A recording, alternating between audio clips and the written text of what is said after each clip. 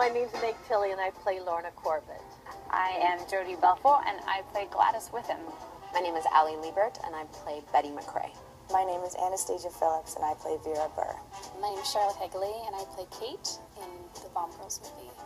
I miss her like an old friend, and so it's nice to visit back and to see everybody, the crew and the cast is really warm feeling in the heart. Day one felt surreal and wonderful all at the same time. Season 1 and what happened with the baby and Mark changed her opinion about everything, and not so quick to fire people and not so quick to call things black and white. She's changed enormously.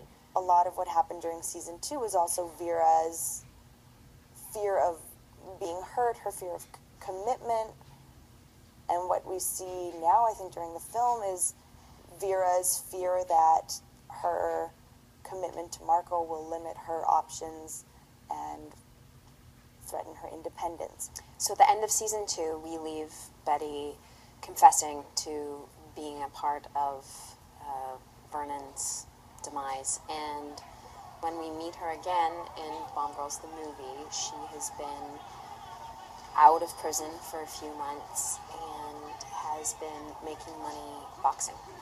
At the beginning of the film, there's this tone where we don't really know really where the war is. At this point, like, some people think that we're winning the war, and then other people, you know, don't believe that. They think, so we were in this midst of, I don't know, like, disagreement and secrets and trying to figure out if what we hear on the radio is true. I don't think we've ever seen Gladys quite like this before.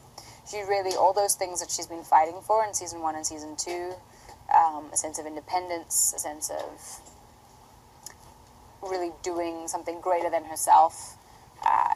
All those things she asked for have now come to fruition, and it's really about, well, you asked for it, now how are you going to deal with it? I hope for everything for Lorna, you know, and that when the factories close, that she doesn't get too much into the dark years, which she probably could, but hopefully she'll have her sons and her grandchildren to keep her busy, but that'll be a difficult transition for her.